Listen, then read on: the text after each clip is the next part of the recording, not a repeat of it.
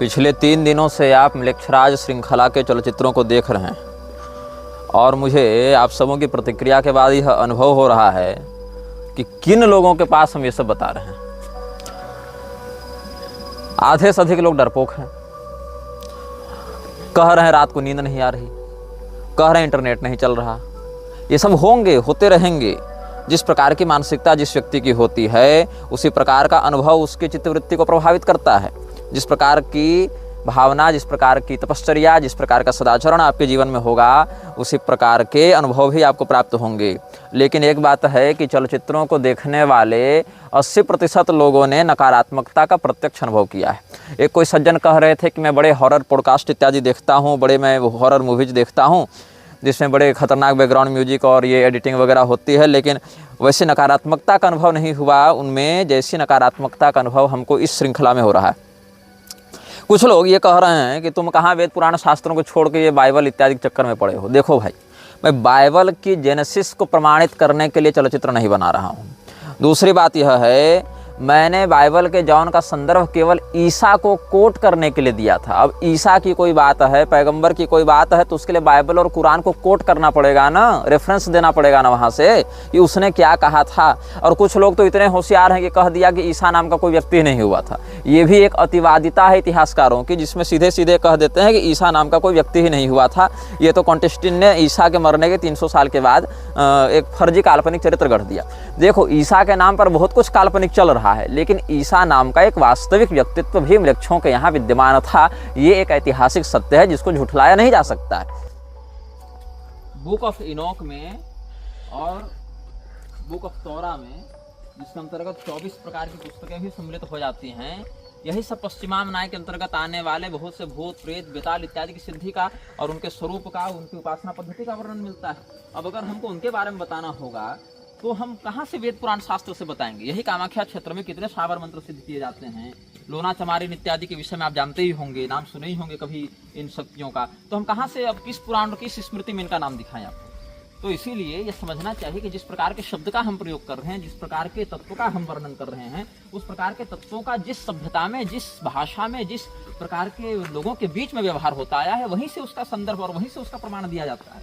तुमको क्या लगता है, बिना पैशाचिक शक्ति के ही 5-5 अरब म्लेच्छ पूरे विश्व में घूम रहे हैं, 6 अरब म्लेच्छ घूम रहे हैं और तुम्हारे अंतस चेतना पर इतना प्रभाव डाल चुके हैं कि फुल पैंट शर्ट पहन के खड़े खड़े मूत रहे हो और स्त्रियां जो है शादी से पहले गर्भपात कराए घूम रही हैं बिना पैशाचिक शक्ति के। तुमको लग रहा है अब इससे ज्यादा क्या प्रमाण दे तुमको कि गली गली में रील बनाकर लड़कियां जो है सो नाच रही हैं और व्यभिचार फैला रही हैं। इतनी अंदर की मानसिकता तक प्रभाव पड़ जा रहा है। क्यों पड़ रहा है? बिना किसी पैशाचिक शक्ति के। तो जिस पैशाचिक शक्ति के माध्यम से ऐसा हो रहा है उसका जहां जहां संदर्भ जिस प्रकार से प्राप्त होगा, चाहे अधीत परंपरा से, चाहे अनुभूत परंपरा से, हम उसका वर्णन करेंगे।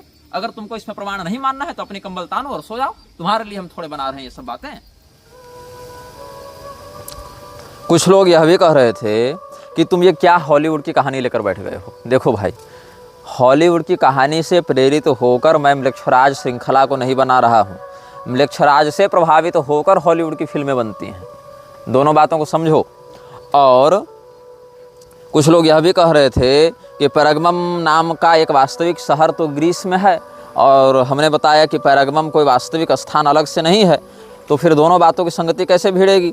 बात ऐसी है कि देवराज इंद्र की नगरी का नाम अमरावती है। देवराज इंद्र के नगरी के नाम से मिलता जुलता एक नगर भारत के तेलंगाना में भी है। तो अमरावती शब्द आ जाने मात्र से हम ये नहीं कह सकते कि देवराज इंद्र तेलंगाना में रह रहे हैं। तो पैरगमम नाम का एक वास्तविक शहर भी है ग्रीस में, लेकिन ये वो पैरगमम नहीं है जहाँ की मैं बात कह रहा हूँ। इसकी एक उपाधि है, जो म्लेच्छराज है उसके तख्त की, उसके सिंहासन की उपाधि है, उसके हेडक्वार्टर की उपाधि है पैरगमम। अब कुछ लोग ये कह रहे हैं कि प्रमाण दो, अपनी बात का प्रमाण दो। तो क्या करें, हम म्लेच्छराज की गर्दन पकड़ के लावें और सेल्फी खींच कर डाल दें रे तुम लोग के चक्कर में हम, तब प्रमाण जानोगे। यहाँ जो रिपोर्टर अभी एनडीटीवी का मरा, कोई चंद्राकर करके था जिसको मार दिया गया, एक पंचायत स्तर के घोटाले को उजागर करने के कारण उसको मृत्यु का सामना करना पड़ा। वहाँ तो सबूत मिटाए और छिपाए जा रहे हैं। तुमको चाहिए कि नहीं, निग्रहाचार्य जब यूट्यूब पर वीडियो डालें तो म्लेच्छराज का फोटो और उसके साथ सेल्फी खींच कर डाल दें, तब लोगों को पता चलेगा कि हाँ सही बात है। क्या ऐसी नालायक की बुद्धि है। और सुनो, ये कोई हम पैसा कमाने के लिए और सेंसेशन क्रिएट करने के लिए नहीं बना रहे हैं। कोई भी अगर तुम मुझे कंटेंट क्रिएटर ही मानकर चलते हो, उसी रूप में देखना चाहते हो, तो कोई भी कंटेंट क्रिएटर अपने वीडियो को डालने के बाद तुरंत यह नहीं कहता है कि इसको पहले डाउनलोड करके रीअपलोड करो, कोई नहीं कहता है। जबकि आप दूसरे के कंटेंट को अगर रीअपलोड करेंगे तो कॉपीराइट भी लगाते हैं लोग, चैनल उड़ाते हैं। तो तुमको अभी समझ में नहीं आ रहा है कि मैं ये काम क्यों कर रहा हूँ। मैंने जितने संदर्भ दिए, लोग कह रहे हैं कि बाइबल से क्यों बता रहे हो, कुरान से क्यों बता रहे हो, यहूदियों से क्यों बता रहे हो, तो पारसियों से क्यों बता रहे हो। देखो, ये एक बहुत ही कटु सत्य है कि भारत में पिछले 1000 वर्षों से इन्हीं पुस्तकों के अनुयायियों ने शासन बहुत प्रभावी रूप से किया है और हमारी संस्कृति को अपूरणीय क्षति पहुंचाई है। तुम उनकी सत्ता और उनकी शक्ति की अपेक्षा आंख मूंद कर नहीं रख सकते हो कि हम आंख बंद कर दिए तो ये सब समस्याएं टल जाएंगी।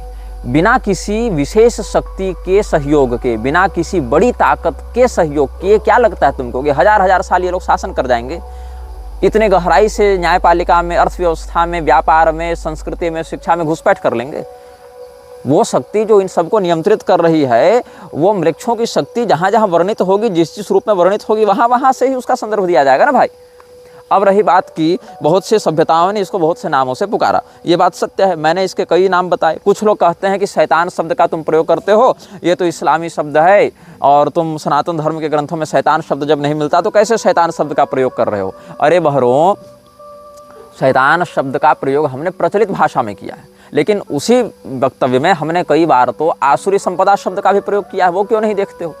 लोग समझ जाएं। अब फिर लोग पूछेंगे महाराज जी आसुरी संपदा क्या होती है? तो अलग अलग स्तर के व्यक्ति अलग अलग प्रश्न करेंगे। अगर हम कह दें शैतान तो 2 प्रकार की प्रतिक्रिया आएंगी। एक व्यक्ति समझ जाएगा मैं क्या कहना चाह रहा हूँ, दूसरा व्यक्ति कहेगा कि शैतान शब्द तो संस्कृत का नहीं है, तुम कैसे बोल रहे हो। अब अगर मैं कह दूँ आसुरी संपदा तो भी 2 प्रकार के लोग आ जाएंगे। एक जो इसका अर्थ समझ लेंगे वो, और दूसरे वो व्यक्ति जो कहेंगे महाराज जी आसुरी संपदा का क्या अर्थ होता है। तो इसीलिए एक एक व्यक्ति की निजी मानसिक स्थिति और स्तर के आधार पर हम वक्तव्य नहीं दे रहे हैं। हमको जो कहना है वो हम कहेंगे, और जो कह रहे हैं बिल्कुल अनुभव अध्ययन के साथ कह रहे हैं। ये नहीं कि कोई काल्पनिक फैंटेसी और कोई ये पॉडकास्ट देखकर और किसी वेब सीरीज की नकल करके कह रहे हैं, ऐसा नहीं है। अभी हमारे कक्ष में अगर हम वीडियो दिखा दें तो सैकड़ों ग्रंथ पढ़े हुए हैं, सैकड़ों पुस्तकें, सैकड़ों देशी विदेशी लेखकों की सारी बातें पढ़ी हुई हैं, कहाँ पर क्या है। और उनमें से बहुत कुछ बातें तो काल्पनिक हैं, बिल्कुल हैं, लेकिन बहुत कुछ बातें सत्य भी हैं। जैसे कि बहुत से लोग कड़ी स्वयं जोड़ रहे हैं। एक मैं उदाहरण दूं, कुछ लोग हस्तर का नाम सुनकर कह रहे थे, एक व्यक्ति ने कमेंट किया था कि हस्तर की जो कहानी है वो किसी मराठी लेखक, नारायण नाम के मराठी लेखक से ली गई है, और उस मराठी लेखक ने भी किसी अंग्रेजी लेखक के उपन्यास से उसको ग्रहण किया था, उस भावना को। तो कुल मिला के ये कड़ियाँ वापस म्लेच्छराज तक ही जाकर जुटती हैं। अब कुछ लोग बता रहे थे कि मैंने जो कहा था जॉन का रेफरेंस देते हुए कि जीसस पर म्लेच्छराज प्रभाव डालने आया था, उस समय तत्कालिक रूप से नहीं डाल पाया था उतना प्रभावी रूप से। तो इसका कारण यह है कि इस्लाम के प्रवर्तक के जीवन में जितना खून खराबा और बलात्कार और इस प्रकार के आतंक की बाहुल्यता देखने को मिली है, उतने आतंक की बाहुल्यता ईसा के निजी जीवन में नहीं थी। इसीलिए ईसा जो है वह म्लेच्छ होने के बाद भी पैगंबर की तुलना में सौम्यतर म्लेच्छ था। इसीलिए उसकी मानसिकता का भेदन करने में म्लेच्छराज उतने प्रभावी रूप से तात्कालिक दृष्टि से सफल नहीं हुआ जितने की उससे अपेक्षा थी। इसीलिए तो 300 साल अपनी शक्ति को जगाता रहा। और यह चिंतनीय यह भी है कि एक और कोई हमको बता रहे थे कि इन्होंने लिखा है कि आपने जो जीसस पर प्रभाव डालने की बात कही उसका वर्णन एक चलचित्र नेफ्रियस में भी मिलता है। देखो, मैंने नेफ्रियस देखी नहीं है और उम्मीद कम है कि मैं देखूंगा। वो चलचित्र एक वार्तालाप है एक ऐसे व्यक्ति जिसको एक डीमन ने उसके शरीर को अपना घर बनाया हुआ है, और एक मनोवैज्ञानिक है। तो वो डीमन बताता है कि उसके मालिक ने जीसस को एक ऑफर दिया था, अपने प्रभाव में लाने का प्रयास किया था, पर जीसस ने मना कर दिया था। देखो, मैंने ये फिल्म नहीं देखी है इसलिए मुझे नहीं पता इसमें क्या कहानी है, लेकिन बहुत सी बातें दर्शक पाठक हमारे जो हैं वो स्वयं भी गूगल पर सर्च करके जान सकते हैं कि मेरे द्वारा कहे गए शब्दों का क्या संकेत है, बताए गए स्थानों का, दिखाए गए चित्रों का, उन विजुअल्स का क्या संकेत है। तो आप लोग स्वयं भी अपने जीवन में थोड़ा शोध कर सकते हैं। सामने सामने परोस कर खिलाएंगे नहीं। और सुनो, ये चलचित्र हम बहुत से लोगों को जगाने के लिए नहीं बना रहे हैं, क्योंकि तुम लोग जागोगे भी नहीं। जगाया उसको जाता है जो सोया हुआ हो, मुर्दों को नहीं जगाया जाता, मुर्दों को दफनाया जाता है। और मुर्दे के ऊपर जैसे 1 मन मिट्टी वैसे 1.25 मन मिट्टी, उसको ज़्यादा फर्क नहीं पड़ता है। इसीलिए तुम्हारे लिए नहीं, केवल उन अनुयायियों के लिए, उन सहृदय लोगों के लिए हम ये चलचित्र बना रहे हैं जो कुछ वास्तव में जानना चाहते हैं, सतर्क होना चाहते हैं, उनके लिए। अब म्लेच्छराज ने बहुत सी सभ्यताओं से लड़ाई की है, बहुत सी सभ्यताओं से इसने युद्ध किया है। इसकी युद्ध नीति पर भी हम बाद में आएंगे, लेकिन अभी तुम्हारी मानसिक स्थिति उन विषयों को समझने लायक नहीं है। इसीलिए पहले आज हम सनातनी धर्म ग्रंथों से ही संदर्भ देकर तुमको समझाने का प्रयास करेंगे, ताकि तुमको पता चले कि मैं कितनी गंभीरता से क्या कहना चाहता हूँ। एक व्यक्ति तो यह भी कह रहा था कि ये तो श्रीमद् भागवत कथा कहते थे, अब म्लेच्छराज कथा कैसे कहने लगे। अरे भैया, सनातन धर्म के ग्रंथों में कलयुग का वर्णन नहीं है क्या? कलयुग के शासकों का वर्णन नहीं है क्या? कलयुग के लक्षणों का वर्णन नहीं है क्या? कलयुग के माध्यम से हमारे जीवन में जो दुष्प्रभाव पड़ता है इसका वर्णन नहीं है क्या? तो क्या उससे हम कलयुग का महिमा मंडन कर रहे हैं, अधर्म को प्रोत्साहित कर रहे हैं, कि उससे बचाने के लिए तुमको सतर्क कर रहे हैं, उसके विषय में जो षड्यंत्र है उसको पर्दाफाश करके, उसका उद्भेदन करके तुमको बचाने का प्रयास कर रहे हैं? तो म्लेच्छराज अलग अलग सभ्यताओं से टकराया और अलग अलग सभ्यताओं को जब उसने अपने वश में करना प्रारंभ किया, वहाँ अलग अलग भाषाओं को बोलने वाले लोग रहते थे, उसने उसके लिए अलग अलग शब्दों का प्रयोग किया। तो कहीं पारसी सभ्यता ने कुछ कहा, कहीं यहूदियों ने कुछ कहा, कहीं मुसलमानों ने कुछ कहा, कहीं ईसाइयों ने कुछ कहा, कहीं बौद्धों ने कुछ कहा। तो अलग अलग सभ्यता के भाषाई लोगों ने अलग अलग नामों से उसको पुकारा है। और एक बात जान लो, म्लेच्छराज एक पद है, म्लेच्छराज कोई वैयक्तिक संज्ञा नहीं है। वो तो हमने आपको कह दिया म्लेच्छराज, लेकिन म्लेच्छराज एक वैयक्तिक संज्ञा नहीं है, म्लेच्छराज एक पद है। और अभी जो म्लेच्छराज है उसका नाम हम बता चुके हैं आपको, आर्द्र म्लेच्छ। और इसके शरीर में एक शक्ति रहती है जिसको कहते हैं अनाम म्लेच्छ। अब अनाम म्लेच्छ और आर्द्र म्लेच्छ के विषय में यदि आपको थोड़ा सा भी संज्ञान हो तो एक बार गूगल भी सर्च कर सकते हैं, क्योंकि मुझे इसका बोध नहीं था पहले, लेकिन बहुत से हमारे दर्शकों पाठकों ने भी यह बताया तो कि इसके विषय में और भी कुछ संदर्भ मिलते हैं। मैंने तो जो बताया वो अपने अध्ययन और साधना से बताया, लेकिन बहुत से लोगों ने इसके विषय में कुछ बातें और भी अनुभव की हैं। ANAMMLECH या इसी प्रकार की कोई स्पेलिंग आप टाइप करेंगे, अनाम ANAM और म्लेच्छ। इसमें म्लेच्छ जो है वो हमारा वाला म्लेच्छ नहीं है, मेलेच्छ, मेलेच्छ शब्द जैसा है, MELECH इस प्रकार से।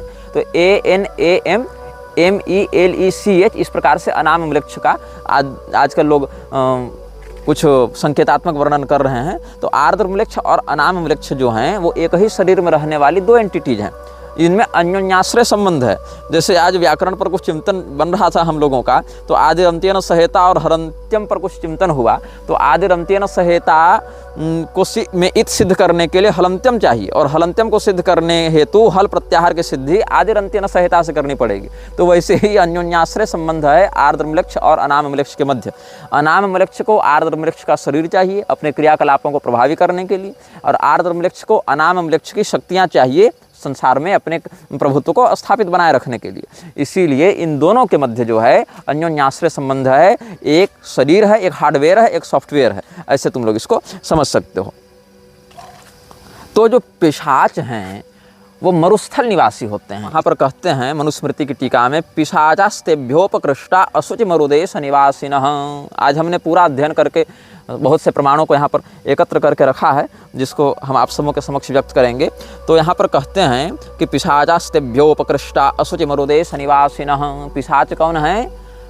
देवताओं से, राक्षसों से, गुह्यकों से कुछ नीचे श्रेणी के हैं और मरु देश में निवास करते हैं। ऐसे प्रजाति विशेष पिशाच कहलाते हैं। और ये सब जो अब्राह्मिक मत हैं वो भी पैशाच धर्म के ही अंतर्गत आते हैं, पैशाच मत के ही अंतर्गत आते हैं। यहाँ धर्म का अर्थ सदाचरण नहीं है, धर्म का अर्थ है धारणीय लक्षण। उनको हमने यहाँ पर धर्म शब्द से कहा है, क्योंकि धर्म एक व्यापक शब्द है। अब कुछ लोग यहाँ पर अलग अलग बातें कहने लगे हैं, ज्ञान देने आ जाते हैं। देखो, ज्ञान देने मत आओ हमारे वीडियो में, ज्ञान लेना है तो आओ, नहीं तो निकलते बनो। क्योंकि जिस विषय पर तुम हमको सलाह और उपदेश देने आए हो ना, तुम्हारी अपेक्षा अधिक गंभीर चिंतन हम कर चुके हैं और अधिक निकटता से उस तत्व को जान चुके हैं। शुक्राचार्य के विषय में लोग कहते हैं कि ये तो शुक्राचार्य के चेले हैं, शुक्राचार्य ही म्लेच्छराज है। आता जाता तुमको कुछ नहीं है, आरोप पहले अपने ही देवताओं पर लगा दो कि शुक्राचार्य म्लेच्छराज है। देखो, भगवान शुक्राचार्य भृगुवंशी महर्षि हैं, बहुत श्रेष्ठ आचरणवान हैं, नीतिज्ञ हैं, मंत्र विशारद हैं और राक्षसों के गुरु भले हैं। लेकिन शुक्राचार्य जी ने कभी भी राक्षसों को ये नहीं कहा कि तुम यज्ञ का विध्वंस करो, तुम गौओं को जाके मारो, तुम वर्णाश्रम का विरोध कर दो, ये नहीं कहा। शुक्राचार्य जी का काम बस इतना है कि जब देवता राक्षसों पर आक्रमण करें तो मंत्र शक्ति से राक्षसों की रक्षा करें, जब देवताओं का पक्ष कमजोर पड़े तो राक्षसों को नीति सिखाकर, योजना बताकर देवताओं पर विजय प्राप्त करने के लिए प्रेरित करें, अथवा किसी मंत्र की दीक्षा इत्यादि देकर विशेष शक्ति साधना यज्ञ इत्यादि के माध्यम से उनको उत्कृष्ट बना दे। इतना ही उनका काम है। लेकिन शुक्राचार्य जी ने कभी भी राक्षसों की उन्नति के लिए उनको ये नहीं कहा कि तुम वर्णाश्रम का विरोध करो, तुम गौवों को मारो, तुम स्त्रियों से बलात्कार करो, ये ऐसा शुक्राचार्य जी ने नहीं कहा। अपितु राजा बलि के प्रकरण में आप देखें तो शुक्राचार्य जी ने तो स्वयं राजा बलि के माध्यम से कितने दिव्य यज्ञों को करवाया है, दान धर्म इत्यादि करवाया है। और शास्त्रों में तो यह भी वर्णन आता है कि एक ही गुरु तत्व दैत्यों के लिए और देवताओं के लिए दो अलग अलग स्वरूप धारण करके प्रवर्तित होता है। वह गुरु तत्व अंगिरा के माध्यम से बृहस्पति के रूप में प्रकट होता है दिव्य संपदा के पोषण के लिए, और वही गुरु तत्व भृगु के माध्यम से उशना अर्थात शुक्राचार्य के रूप में प्रकट होता है दैत्यों के उत्कृष्टता के लिए। तो ये बात है। शुक्राचार्य जी की जो आँख फूट गई थी, राजा बलि जब वामन भगवान को 3 पग भूमि का दान कर रहे थे, तो शुक्राचार्य जी के नेत्र जो वहाँ पर विदीर्ण हुए हैं, वो एक आंख का आश्रय लेकर लोग इल्यूमिनाती को घुसा रहा, ऐसी बात नहीं है। शुक्राचार्य जी की वो नेत्र भगवान की कृपा से फिर ठीक भी हो गए थे, ऐसा नृसिंह पुराण में वर्णन है। तो शुक्राचार्य जी को म्लेच्छराज मत बताओ, तुम कुछ जानते नहीं हो इस विषय में। अब कि आप शुक्र नीति पढ़ेंगे, शुक्र नीति सार पढ़ेंगे, तो वहीं से आपको हम बता देते हैं शुक्राचार्य जी का क्या मत है म्लेच्छों के विषय में। त्यक्तस्वधर्माचरणा निर्घृणा परपीड़का चंडाश्च हिंसका नित्यम म्लेच्छास्ते विवेकिनः। जो अपने आचरण को, अपने स्वधर्म मतलब अपने जातिगत, कुलगत, वर्णगत धर्म का परित्याग करके निर्दयतापूर्वक दूसरे व्यक्ति को पीड़ा देते हैं, जो अत्यंत प्रचंड स्वभाव वाले हैं, हिंसक हैं और जो सदैव दूसरे को कष्ट देते रहते हैं, ऐसे अविवेकी व्यक्ति को म्लेच्छ कहते हैं। अर्थात शुक्राचार्य जी की दृष्टि में म्लेच्छ कोई बहुत सम्माननीय और श्रेष्ठ तत्व नहीं है, अविवेकी लोगों को ही शुक्राचार्य जी ने म्लेच्छ माना है। और जैसा कि हमने आपको बताया था कि अनाम वृक्ष की ज्योति, वृक्षराज की ज्योति अपने हृदय में स्थापित करने के साथ ही उसकी चाकरी शुरू होती है। तो अब भारत में भी एक संस्था कार्य कर रही है जो शरीर के अंदर एक दिव्य ज्योति की स्थापना करवा रही है। उस संस्था का नाम जानते हैं? प्रजापिता ब्रह्मा कुमारी। कभी सर्च करना, या बहुत से लोगों के वीडियो भी हैं उसके छल से जो बच बच के भाग के बाहर निकले ना उसके चंगुल से। प्रजापिता ब्रह्मा कुमारी वाले क्या कर रहे हैं? हृदय में ज्योति की स्थापना करवा रहे हैं। किसकी ज्योति है जरा पता करना वो। अब आगे तुम लोग को भी होमवर्क देंगे, सब हम ही बताएंगे तो सबूत मांगने जाओगे, और सबूत देने के लिए तुम लोग हो कौन जो हम तुमको सबूत देने जाएं? तुम पर हमारा एहसान है कि कृपा करके इतना बता दे रहे हैं, ताकि कुछ लोग, अगर 1 लाख व्यक्ति भी वीडियो देख रहे हैं, उसमें एक व्यक्ति भी अगर सतर्क होता है, सुधरता है, तो हमारे बल को बढ़ाएगा। बस हमारा यही लोभ है, हमारा यही स्वार्थ है। अब आगे हम दक्ष प्रजापति के विषय पर भी चिंतन कर देते हैं कि बकरे का माथा देखकर लोग दक्ष प्रजापति ही लूसीफर है, दक्ष प्रजापति ही बेफोमेट है, ये सब कहने लग जाते हैं। ऐसी बात नहीं है। दक्ष प्रजापति देवराज इंद्र, अग्निदेव इत्यादि से भी श्रेष्ठ स्तर के प्रजापति हैं, वो देवता हैं। जहाँ अग्नि का ब्रह्म रूप में वर्णन है, वहाँ के अतिरिक्त हम कह रहे हैं जो वसुमंडल में अग्नि हैं, आदित्य मंडल में इंद्र हैं, वहाँ से आदित्य मंडल वसुमंडल के देवताओं से उत्कृष्ट स्थान दक्ष प्रजापति का है। और दक्ष प्रजापति भगवान महादेव के बड़े सुंदर भक्त रहे हैं एक समय में। वो तो भगवती के रोष के कारण, भगवती के निर्माल्य के तिरस्कार के कारण उनको शिवद्रोह वाली मति आ गई, इसीलिए भगवान महादेव ने थोड़ा उनको अनुशासित कर दिया, बस इतनी सी बात है। और बकरे का माथा उनके माथे में लगा दिया, लेकिन वह बकरे का माथा भी पुनः ठीक हो गया था जब प्रचेता के पुत्रों के रूप में दक्ष प्रजापति ने अपना पुनर्जन्म लिया है। और दक्ष प्रजापति स्मृतिकार भी हैं, दक्ष स्मृति है उनकी। स्मृतिकार मतलब भारतीय जो मानवीय सभ्यता है, वृक्षों पर तो हम विवेक का विश्वास नहीं कर सकते, लेकिन जो भारत भूमि की पवित्र भारतीय प्रजा है, जो हमारे सनातन धर्मावलंबी हैं, उन लोगों के लिए धर्म का क्या अनुशासन है, इसको व्यक्त करते हुए जो स्मृतियों की बात आती है सनातन धर्म में, उन स्मृतियों में से एक स्मृति भगवान दक्ष की भी है। इसलिए दक्ष प्रजापति म्लेच्छराज नहीं है, इल्यूमिनाती नहीं है। ये सब जो दिव्य शक्तियाँ हैं, इनको तुम केवल आजकल के पॉडकास्ट वाले कॉन्स्पिरेसी थ्योरिस्ट के साथ जोड़कर भ्रमित मत हो जाओ। कुछ लोग यह भी कह रहे थे कि असूर्या जो है, असूर्या नाम तेलो काम धेन तमसावृता, ये भी एक अच्छा लिंक वो जोड़ रहे थे। खैर, अब कुछ लोग कह रहे हैं कि किलवी से ही म्लेच्छराज है कि आप देखो शक्तिमान उठा कर ले आए। मतलब ऐसे ऐसे लोग प्रश्न कर रहे हैं। देखो, सभी प्रश्नों का उत्तर समयानुसार मिलेगा। तुम्हारे कहने मात्र से हम जो 100 श्रृंखला तक जा सकता है जो विषय, हम तुम्हारे कहने से कमेंट टाइप करके सबको नहीं बताते रहेंगे ना। देखो, संस्कृत में जो है किलविश शब्द पाप का पर्यायवाची है। जैसे पाप है, अघ है, वैसे ही दुष्कृत है, वैसे ही कलमश, किल्विश और कश्मल, ये सब शब्द जो हैं वो पाप के पर्याय हैं। तो पाप के बाहुल्यता से कलयुग बढ़ता है, पाप ही कलयुग का स्वभाव है, और पाप का पर्याय है किल्विश। तो इस प्रकार से कह दिया गया कि तमराज किल्विश। ऐसे तमराज किल्विश तो काल्पनिक चरित्र हो गया, लेकिन ठीक है, अगर म्लेच्छराज को समझना चाहते हो तो प्रारंभिक बालकों के लिए वो भी सही है। लेकिन किल्विश शब्द संस्कृत में पाप का पर्याय, किल्विश, कलमश और कश्मल, ये सब शब्द पाप के पर्याय हैं। अब लोग ये कह रहे थे कि भारत में म्लेच्छराज कहाँ रहता है, इसके विषय में तुमने बताया नहीं। देखो, भारत में आया था म्लेच्छराज, और म्लेच्छराज भारत में एक ही स्थान पर विशेष करके अपना प्रभाव जमा पाया। उस स्थान में दिव्य मंत्रों का प्रयोग करके, जैसे किवाड़ लगाते हैं ना, ग्रिलिंग करते हैं, किवाड़ से किसी चीज़ को बांधते हैं, सांकल लगाते हैं, तो मांत्रिक लोहे के सांकलों से उस स्थान को देवताओं ने कीलित कर दिया। उसको कहते हैं लोहारगल तीर्थ। और लोहारगल तीर्थ में जो है भगवान वराह उस म्लेच्छराज को कैद करके रखे हुए हैं। उसकी शक्ति को, वो तो कोई ऐसा नहीं कि एक जगह शरीर में बंद कर दिए तो बंद हो गया, मतलब उसके जो ऊर्जा केंद्र हैं, जो उसके मेन पावर हाउस हैं, सर्वर्स हैं, पावर ग्रिड्स हैं, उनमें से एक पावर ग्रिड भारत में लोहारगल तीर्थ में है। तो वराह पुराण में भी इसका संकेत आपको प्राप्त हो जाएगा, जहाँ पर भगवान वराह ने पृथ्वी देवी को बताया है कि देखो वहाँ म्लेच्छराज का स्थान है, और उस स्थान को छोड़कर मैं कहीं जाता नहीं हूँ, मतलब उसका वहाँ पर मैं बंधन करके रखा हुआ हूँ। स्थानम लोहारगलम नाम म्लेच्छराज समाश्रितम क्षणम चापि न मुंचामि एवमेतन न संशय। ये वराह पुराण में बताया जा रहा है। तुमको लग रहा था कि हम केवल फैंटेसी स्टोरीज बता रहे हैं, अभी तुमको अंदाजा नहीं कि हम क्या बता रहे हैं और उसका आगे क्या विषय कहाँ जुड़ने वाला है। अब इसमें ये समझ में आना चाहिए कि म्लेच्छराज शब्द यहाँ केवल अहिर्मान या आर्द्रम्लेच्छ या अनामम्लेच्छ के लिए नहीं है। म्लेच्छराज एक पद है। किसी समय इस पद पर कालेवन भी बैठा, किसी समय इस पद पर जो लोहिताक्ष है वह भी बैठा। मतलब ये गद्दी है, ये एक थ्रोन है, और जो भी उतने स्तर का पापी होता है, उतने स्तर का प्रभुत्वशाली होता है, वो कभी न कभी इस म्लेच्छराज की गद्दी पर बैठता है और उसकी शक्तियों का आस्वादन करता है। तो हम आपको अब यहाँ से कुछ सनातनी संदर्भ देते जाएंगे, जिसको बहुत ध्यान से आप सुनिएगा। अभी तो म्लेच्छराज का दामाद भारत का राजा बनने वाला है, अभी तुरंत नहीं बनेगा, लेकिन भारत के एक राजा से म्लेच्छराज अपनी बिटिया ब्याहने वाला है, और सारे कुछ हम प्रमाण के साथ तुमको बताएंगे। सबसे पहले हम तुमको बताएंगे युग पुराण से। युग पुराण गर्ग मुनि का लिखा हुआ एक बहुत प्राचीन ग्रंथ है। अच्छा, उससे पहले बताता हूँ भगवान श्री रामचंद्र जी के समय म्लेच्छराज था कि नहीं। भगवान श्री रामचंद्र जी के समय भी एक म्लेच्छराज था, जिसने राजा दशरथ पर आक्रमण किया था, लेकिन राजा दशरथ ने उसको पराजित करके भगा दिया था। बाद में म्लेच्छराज वापस आया नहीं, और म्लेच्छराज जब वापस आया तब कौन सा समय चल रहा था? भगवान श्री रामचंद्र जी वनवास में थे, और उन्हीं के भाई भरतलाल जो हैं वो भगवान के आगमन की प्रतीक्षा में थे। भगवान की चरण पादुकाएं अयोध्या जी की गद्दी पर प्रतिष्ठित थीं।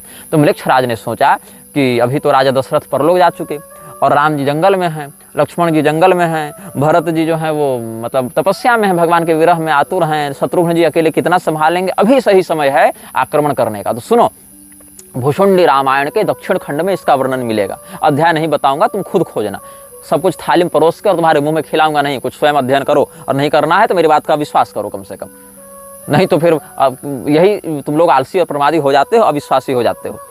तो वहाँ पर क्या हुआ कि जब म्लेच्छराज ने आक्रमण किया तो नेपाल की ओर से अयोध्या घुसा, नज़दीक पड़ गया उसको, तो नेपाल की ओर से अयोध्या घुसा और आक्रमण किया और भयंकर आतंक मचाया। तो सब लोग जाकर भरतलाल जी से प्रार्थना किए कि देखिए आप बचाइए। बोले देखो हम राजा हैं नहीं, राजा राम जी हैं, राजा रामचंद्र जी जंगल में हैं, तो उनके प्रतिनिधि के रूप में उनकी चरण पादुकाएं ही अयोध्या का शासन कर रही हैं, तो भगवान ही सबको देख रहे हैं, सब कुछ देख रहे हैं, वही बचाएंगे। तो सभी लोगों ने मिलकर 5-7 श्लोकों में भगवान की चरण पादुका से निवेदन किया है। वो सारे श्लोक भी मैं जानता हूँ, लेकिन अभी बताऊंगा नहीं, विषय लंबा हो जाएगा।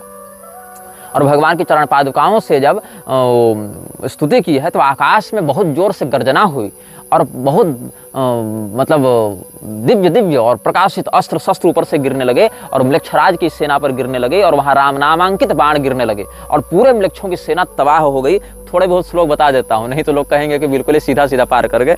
थोड़े बहुत श्लोक बता देता हूँ। तो वो सब जब रोने लगे कि कहाँ से ये आकाश में बारिश हो रही है, तो महोल्कानां ज्वलन्तीनां विनिपातात् समं ततः ज्वलन्ति ध्वजवस्त्राणि दृश्यन्ते रथमूर्धसु धावतां गर्जमानानां गजानां सर्ववृष्टिषु हयानां हरेशमाणानां शरणं नाशकंचन। वृक्षों के हाथी घोड़े सब के ऊपर जब बारिश होने लगी बाणों की, तो ये कहाँ से आ गया, जैसे आग की बारिश हो रही हो। तो ये सब वृक्ष आतंकित हो गए, हाहाकार करके भागने लगे। तो केचिदास्कस्मिक वृष्टिमायुधानां समं ततः समालोक्य सुवित्रेषु हताः स्मृतिवादिनः, हाय हम मारे गए, हम मारे गए, ऐसा कहते हुए मृक्षराज के सारे सेनापति और सारे सैनिक मर गए। कुछ भाग गए और कुछ तो भगवान श्री रामचंद्र जी के नाम को लेते हुए और दुहाई लगाते हुए, राम जी की दुहाई लेते हुए भाग गए और कहा कि नहीं नहीं, हम अयोध्या पर आक्रमण नहीं करेंगे। तब सबों ने सोचा कि भाई कहाँ से ये बाण वृष्टि हुई। तब कहा गया राम जी की चरण पादुका केवल 100 पीस में म्यूजियम में थोड़े रखी हुई है, वो मतलब राम जी स्वयं बैठकर शासन कर रहे हैं, तो इसीलिए अब हम कभी अयोध्या पर आक्रमण नहीं करेंगे, ऐसा वो मृक्ष राज के सैनिक कहते हुए भाग गए हैं। तो सुन लो, 3-4 श्लोक उदाहरण के लिए दे देता हूँ।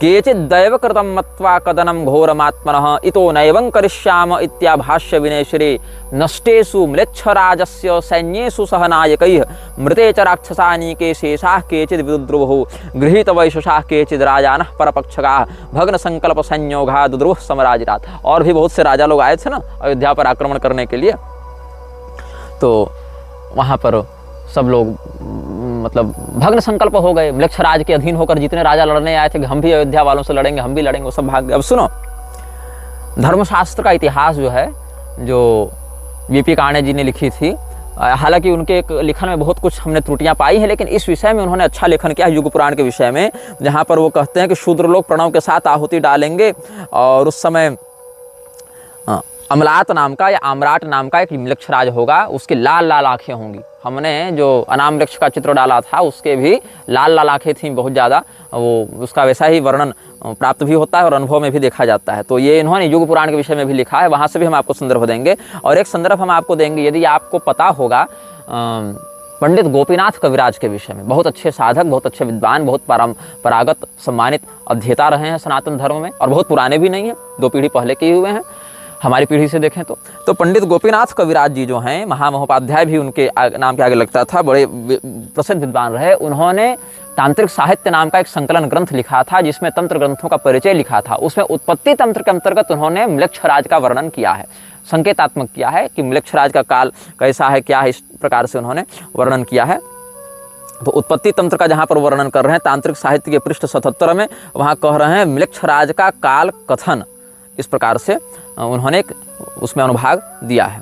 अब हम आपको बता रहे हैं, अच्छा, बृहत पाराशर होरा शास्त्र में भी एक योग बनता है। उस योग में जिस व्यक्ति का जीवन फंसता है, विशेष करके मृक्षराज केतु की जिसकी उत्कृष्ट दशा होती है, उसको अपने वश में करने का प्रयास करता है और उसको बहुत पुरस्कृत करता है। इसका भी एक आपको हम प्रमाण दे ही देते हैं बृहत पाराशर होरा शास्त्र से भी। थोड़ा आपको मैं श्लोक बता देता हूँ। क्षमा कहते हैं पृथ्वी को, क्षमापति कहते हैं राजा को, भूपति, क्षमापति, क्षमा और क्षमा दोनों शब्द हैं। तो क्षमापति मतलब राजा, भूपति, तो म्लेच्छ क्षमापति, म्लेच्छ क्षमापति मतलब मृक्षराज। तो संस्कृत का जो अध्ययन करते हैं, पर्यायों को समझते हैं, वो समझ जाएंगे मैं क्या कह रहा हूँ। तो श्लोक देखिएगा, केतु भुक्ति महादशा वर्षाणी, वहाँ फल देखिएगा, केतुत्कृष्ट दशा करोति विजय क्रूर क्रियार्थागमम म्लेच्छ क्षमापति लब्ध भाग्य कवन प्रारंभ शत्रुच्छयान केतु पाप दशाति कष्ट विफलानर्थ क्रिया योग हृच्छूला स्थित ज्वर कंपन द्विजन द्वेषाति मूर्ख क्रियान। केतु की उत्कृष्ट दशा में विजय, क्रूर कर्म से धन प्राप्ति और मृक्षराज से भाग्य वृद्धि और शत्रुनाश होता है। ऐसा पूर्व खंड के 32वें अध्याय में, मतलब 32वें अध्याय में केतु भुक्ति महादशा वर्ष का जहाँ फल बता रहे हैं पराशर मुनि, वहाँ कहते हैं कि जिसकी ऐसी दशा होती है, क्रूर कर्म से धन प्राप्त करता है और मृक्षराज की कृपा से उसके भाग्य में बड़ी सुंदर वृद्धि होती है, बड़ा भाग्य उसका चमक जाता है। तो सोच लो कि केवल तुम जो कहते हो ना कि फैंटेसी सुना रहे हैं, अरे मूर्खों, फैंटेसी सुनाने के लिए हम यहाँ नहीं बैठे हैं। बात मानना है मानो, नहीं मानना है तो रसातल जाओ। कुछ लोग कह रहे थे कि मृक्षराज तो तुम्हारी कल्पना है। सुनो, बड़ी गंभीरता से समझा रहा हूँ। मृक्षराज भी यही चाहता है कि तुम उसे काल्पनिक समझो, क्योंकि जब तक तुम उसे काल्पनिक समझोगे तब तक उसका बल बहुत निर्बाध और निष्कंटक रूप से अभिवृद्धि को प्राप्त होता रहेगा।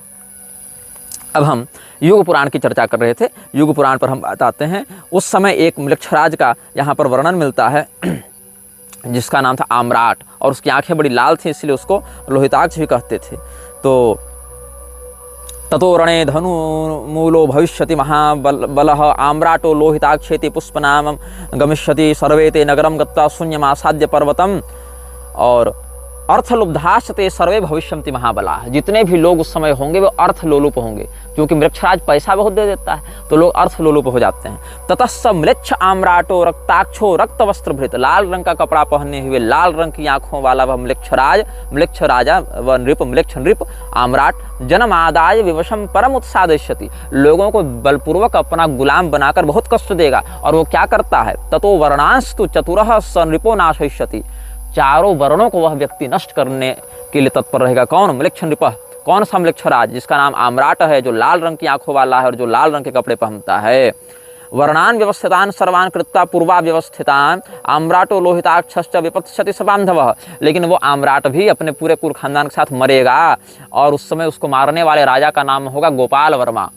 ततो भविष्यति राजा गोपालो नाम नामतः। लेकिन समस्या क्या होगी कि गोपाल वर्मा जब टकराएगा म्लेच्छराज से, तो उस समय का जो आम्राट म्लेच्छराज होगा वो तो मर जाएगा। ये गर्ग मुनि भविष्यवाणी कर रहे हैं। लेकिन राजा गोपाल भी उससे जो युद्ध होगा उसमें इतनी नकारात्मकता झेलेंगे कि वो भी बच नहीं पाएंगे, साल भर के अंदर वो भी मर जाएंगे। मतलब टकरा तो गए बहुत जोर से, मार भी दिया उसको, लेकिन उसके टकराने से जितनी शक्तियां इनके साथ अगर भिड़ी, वो जो नकारात्मकता इनके अंदर घुसी, उसने इनको भी मार दिया। तो गोपालस्तु ततो राज्यम भुक्त्वा संवत्सरम नृपः पुष्पके चाभिसंयुक्तम ततो निधनमेष्यति, और राजा गोपाल जब मर जाएंगे उसके बाद फिर एक दूसरा राजा होगा। ततो धर्मपरो राजा पुष्पको नाम नामतः, जब राजा गोपाल मरेंगे तो गोपाल वर्मा अपने उत्तराधिकारी के रूप में पुष्पक नामक राजा का अभिषेक करके जाएंगे। लेकिन ये नकारात्मकता उनकी पीढ़ी पर भी असर करेगी, राजा पुष्पक भी ज़्यादा बच नहीं पाएंगे, वो भी साल भर के अंदर ही मर जाएंगे। तब उसके बाद उनके उत्तराधिकारी के रूप में अनरण्य नाम के बहुत पराक्रमी राजा होंगे। ये अनरण्य दूसरे हैं, एक राम जी के पूर्वज भी अनरण्य हुए हैं, ये दूसरे हैं। ततः स विपुलो राजा अनरण्यो महाबलः सोपि वर्णत्रयं भुक्त्वा पश्चात् निधनमेष्यति, अनरण्य जब राजा बनेंगे तब वो राजा भी 3 साल के अंदर मर जाएंगे। मतलब तीसरी पीढ़ी के जो राजा होंगे वो 3 साल के अंदर मर जाएंगे। तो मतलब कुल मिला के म्लेच्छराज को जो मारेगा उसके खानदान पर भी उसकी जो सिद्ध की हुई शक्तियाँ वो भी बहुत बुरा असर डालती हैं। तो ये बहुत बड़ा बलिदान होता है म्लेच्छराज से भिड़ना। यहाँ तक कि म्लेच्छराज को सीधे सीधे कलयुग का बल प्राप्त होता है ना, इसलिए भगवान कृष्ण ने भी जब कालयवन से युद्ध किया है, ऐसे सीधे तो युद्ध नहीं किया है, तो भगवान भी कहते हैं कि म्लेच्छराज भयत्रस्तो गतो द्वारवतीम पुनः। आपको ये देवी भागवत के 4 स्कंद के 25वें अध्याय में वर्णन मिलेगा, जहाँ भगवान कृष्ण भगवान महादेव जी से संवाद कर रहे हैं।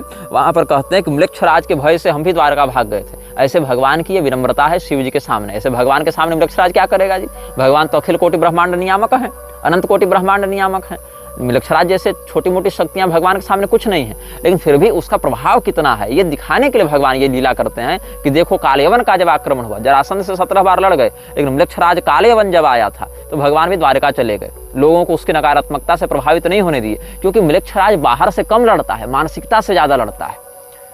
वो आंतरिक चेतना को वशीभूत कर लेता है। दुर्योधन को कैसे वशीभूत कर लिया? सोचो कि अपने बाप दादा के सामने अपनी सगी भाभी को, मतलब घर की कुलवधू को जो नंगे करने के लिए तैयार हो जाए, उसकी मानसिकता पर कितना गलत असर होगा, आसुरी संपदा का कितना बड़ा नियंत्रण होगा, सोच लो। तो इसलिए भगवान ने कालयवन के सामने अपनी प्रजा को आने ही नहीं दिया, उसको उधर ही उधर निपटा दिया। और म्लेच्छराज भयत्रस्तो गतो द्वारवतीम पुनः, भगवान ऐसा कहते हैं। ऐसे भगवान भयत्रस्त क्या होंगे? वो तो भगवान परब्रह्म हैं, वो तो सबको बनाने मिटाने वाली इच्छा मात्र से विलास करने वाले परमात्मा है, लेकिन एक लोक मर्यादा को दिखाने के लिए भगवान ने ऐसा वचन कहा है। तो गोपाल वर्मा के माध्यम से आम्राट लोहिताक्ष लाल आंखों वाले आम्राट म्लेच्छराज का विनाश किया जाएगा। वो गोपाल मर जाएंगे, उनके बाद पुष्पक आएगा, वो भी 1 साल में मर जाएगा, फिर अनरण्य आएंगे, वो भी 1 साल में मर जाएंगे। इसके बाद ब्राह्मण जो हैं वो राजा की गद्दी को अपने अधीन ले लेंगे। बोले कि ये राजा तो क्षत्रिय तो सह नहीं पा रहे, इसके तेज को ब्राह्मण अपने तपोबल से कुछ शासन करें। तो विकुयशा नाम का एक ब्राह्मण जो है वो बड़ा प्रसिद्ध था। तो ततो विकुयशा कश्चित ब्राह्मणों लोक विश्रुतः तस्यापि 3 वर्षाणि राज्यम हृष्टम भविष्यति। वो 3 वर्ष तक राज्य करेंगे वो ब्राह्मण, विकुयशा नाम के ब्राह्मण, और उनके राज्य में फिर जाकर ये नकारात्मकता समाप्त होगी, तब पूरी प्रजा को फिर से हर्ष होगा। ये वृद्ध गर्ग मुनि ने, जो ज्योतिष के बड़े आचार्य हुए हैं, गर्गाचार्य जी, जो कालयवन के भी पिता रह चुके हैं, और जो मुचकुंद को कहे थे तुमको भगवान का दर्शन होगा, इनको पता था ना कि मृक्षराज के आगे कौन कौन से क्या होने वाले हैं। तो ये जो मुचकुंद राजा के गुरु तुल्य थे और कालयवन के पिता थे, ऐसे गर्ग मुनि ने जो युग पुराण लिखी है उसमें इस घटना का उन्होंने वर्णन किया है। ये सब सनातनी शास्त्रों से हम बता रहे हैं, कोई बाइबल और जेनेसिस और हदीसों से नहीं बता रहे हैं। इसलिए जो कहता हूँ उसको कई बार श्रद्धापूर्वक सुनना सीखो। केवल निजी द्वेष में कि निग्रहाचार्य का विरोध करना है, इसके चक्कर में जो वास्तविक सत्य है, जो वास्तविक संकट है सनातन के ऊपर, उसकी उपेक्षा मत करो, क्योंकि हम नहीं बताएंगे तो बताने वाले बचे नहीं हैं अधिक लोग।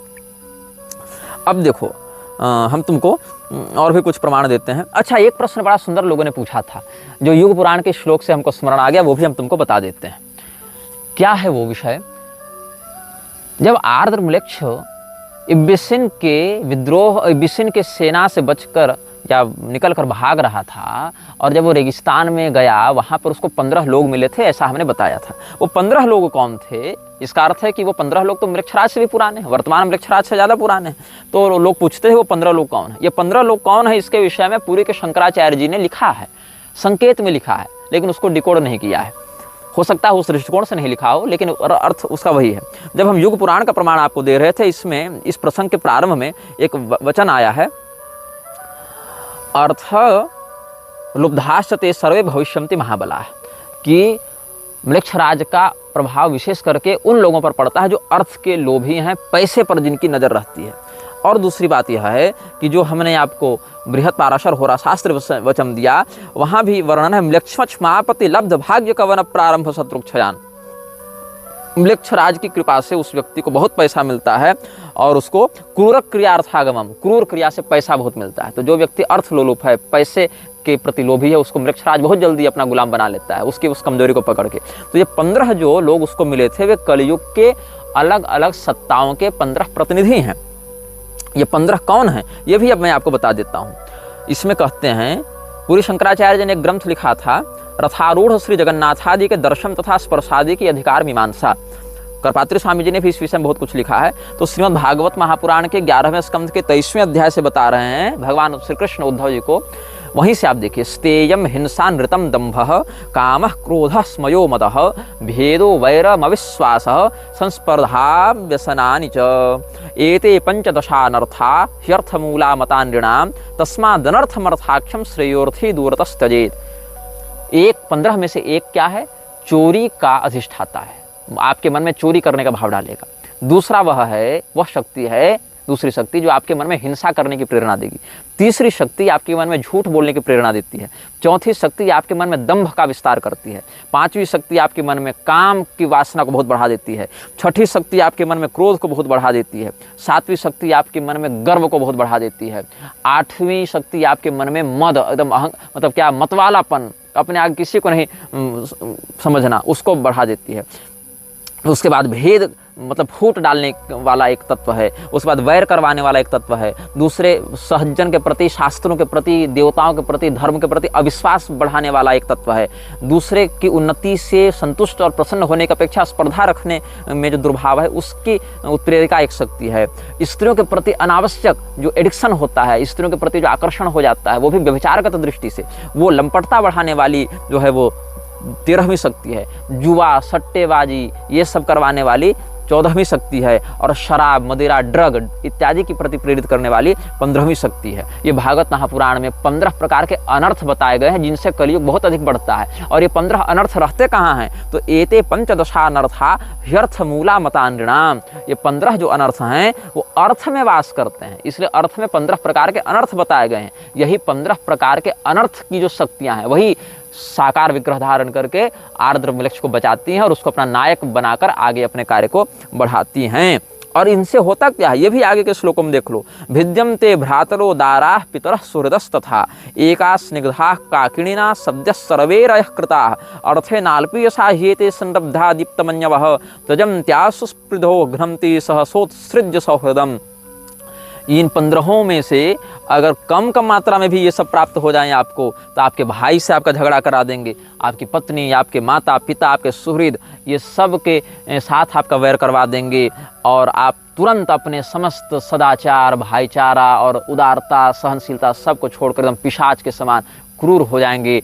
क्रूर कर्म से आप धन प्राप्त करने के लिए, प्रतिष्ठा प्राप्त करने के लिए किसी भी नीचता तक चले जाएंगे। यही जो 15 अनर्थ शक्तियां हैं वही कली पुरुष की शक्तियां हैं, और कली पुरुष की ये 15 शक्तियां ही आर्द्रमलेक्ष को बचाती हैं और उसको इतना श्रेष्ठ मतलब पिशाचों की दृष्टि में श्रेष्ठ नायक के रूप में स्थापित करती हैं। और उन्हीं 15 शक्तियों के अंश से निकला हुआ जो अनाममलेक्ष है वही उसके अंदर घुसकर उसके हार्डवेयर का, उसके शरीर का प्रयोग करके अपना सारा काम करवाता है। ऐसा नहीं है कि ये मलेक्षराज भारत पर आक्रमण नहीं किया है। ये मलेक्षराज ने जिस समय चाणक्य ने महापद्मनंद का तख्ता पलट करवाया था उस समय भी इसने भारत पर आक्रमण किया था, और भारत पर आक्रमण करने के लिए इसने 5 राजाओं का आश्रय लिया था। अब ये जो महापद्मनंद है वो था कौन? उसने कलयुग को आगे बढ़ाने के लिए बहुत सहयोग दिया था। श्रीमद् भागवत में आप देखिए, जहाँ सुखदेव जी ने कलयुग के भविष्यगत राजाओं का वर्णन किया है। महापद्म पतिः कश्चिन नंदः क्षत्र विनाशकृत ततो नृपा भविष्यन्ति शूद्र प्रायस्तु धार्मिका स एक क्षत्रां पृथ्वी मनुलंघित शासनः शासिष्यति महापद्मो द्वितीय इव भार्गवः तस्य चाष्टो भविष्यन्ति सुमाल्य प्रमुखा सुताः य इमां भोक्ष्यन्ति महिं राजानश्च सप्तम समाः नव नन्दान् द्विजः कश्चित् प्रपन्नानुद्धरिष्यति तेषां भावे जगति मौर्या भोक्ष्यन्ति वै कलौ स एव चंद्रगुप्तं वै द्विजो राज्येभिषिक्षति। जो धर्मनिष्ठ क्षत्रियों का शासन होगा, उन क्षत्रियों के शासन को नष्ट करते हुए शूद्रा के गर्भ से उत्पन्न अधार्मिक चित्तवृत्ति वाला एक राजा होगा जिसको महापद्मनंद कहेंगे। उसके 8 सुमाल्य इत्यादि 8 पुत्र होंगे। 100 वर्षों तक राज्य करेंगे उस समय, और फिर जब सभी लोग हाहाकार मचाने लगेंगे तब कोई ब्राह्मण होगा जो उस नंद के साम्राज्य को पलटकर चंद्रगुप्त को राजा बनाएगा। अब ये ब्राह्मण कौन है? इसके विषय में वायु पुराण में, ब्रह्मांड पुराण में वर्णन है कि इस ब्राह्मण का नाम होगा कौटिल्य। महानंदी सुतश्चापि शूद्रायां काल संवृतः उत्पत्स्यते महापद्मः सर्वक्षत्रान्तरे नृपः ततः प्रभृति राजानो भविष्याः शूद्रयोनयः एकराट् स महापद्म एकच्छत्रो भविष्यति 28 वर्षाणि पृथ्वीं पालयिष्यति सर्वक्षत्र हृदोद्धृत्य भावेनोऽर्थस्य वैबलात्। किसके बल से? अर्थस्य वैबलात्। आपको हमने युग पुराण से क्या कहा था? अर्थ लोलुप सब हो जाएंगे। आपको हमने क्या बताया? अर्थ में 15 अनर्थ रहते हैं जो कलयुग के सेवक हैं, जो आर्द्रमलेक्ष को गोद लेते हैं। और यहाँ पर महापद्मनंद को कौन बढ़ा रहा है? अर्थस्य वैबलात्, अर्थ के बल से उसने ऐसा किया। और सहस्रास्तुताह्यष्टौ समाद्वादशते नृपाः महापद्मस्य पर्याय भविष्यन्ति नृपाः क्रमात्। तो कौटिल्य फिर उनसे भिड़ेंगे और उद्धरिष्यति तान् सर्वान् कौटिल्यो वैद्यरष्टिभिः भुक्ता महिं वर्षशतं नवेन्दुः स भविष्यति चंद्रगुप्तं नृपं राज्ये कौटिल्य स्थापयिष्यति 24 समा राजा चंद्रगुप्त भविष्यति। फिर 24 साल तक चंद्रगुप्त का राज्य होगा। फिर बिंदुसार का राज्य, जिसको भद्रसार के रूप में भी यहाँ कहा गया है, उसका 25 वर्ष तक राज्य रहेगा और 26 वर्ष तक अशोक का राज्य रहेगा। 24 समा राजा चंद्रगुप्तं नृपं राज्ये कौटिल्य स्थापयिष्यति 24 समा राजा चंद्रगुप्तो भविष्यति भविता भद्रसारस्तु 25 समा नृपः 26 समा राजा अशोको भविता नृषु। ये सब बात है। तो भारत में मलेक्षराज को लेकर बहुत कुछ संकेत मिलता है। राज तरंगिणी देखो, वहाँ भी मिलेगा, बहुत कुछ स्थानों पर मिलेगा।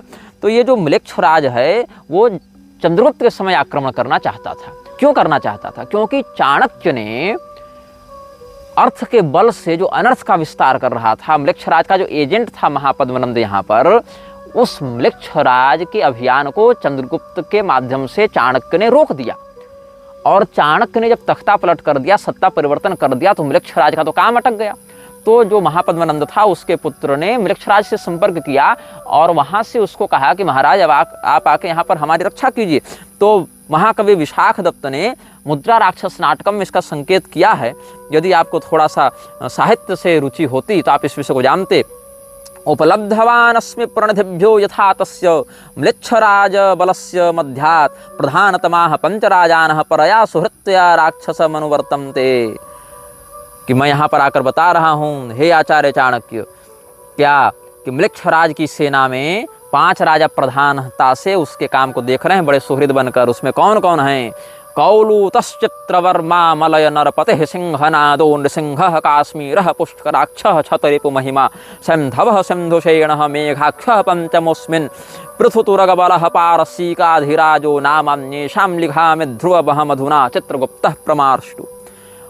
कौलूत देश के राजा चित्रवर्मा मलय के राजा जो सिंह के समान गर्जना करते हैं वह नृसिंह वर्मा, कश्मीर का राजा पुष्कराक्ष जिसने अपने पराक्रम से अपने शत्रुओं की महिमा को नष्ट कर दिया है, सिंधु का राजा सिंधुसेन, और पांचवा जिसके घोड़ों की सेना बड़ी तगड़ी ईरानी घोड़े जिसके पास हैं, ऐसा पारस देश का राजा, फारस का राजा मेघ नाम का, मेघाक्ष या मेघाक्ष कहते हैं उसको।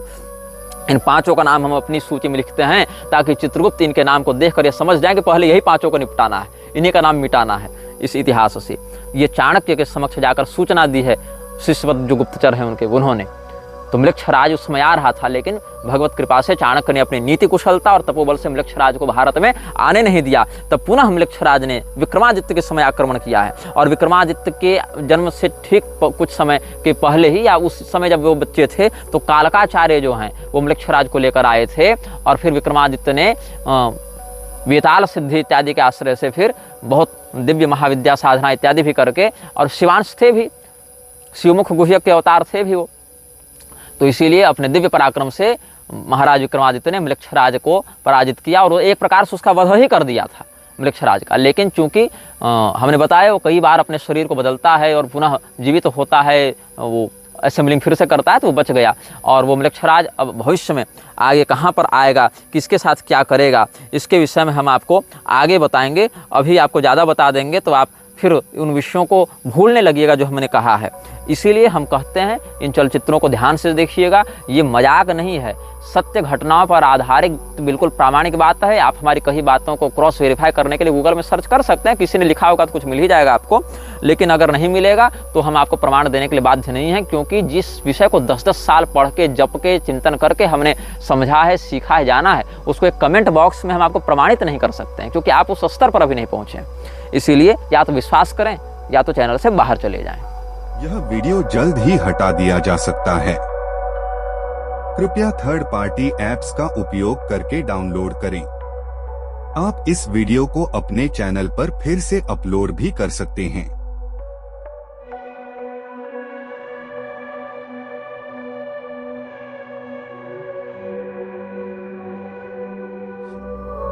This video may get deleted soon. Please download using third-party apps. You may also re-upload this video on your channels. Thank you.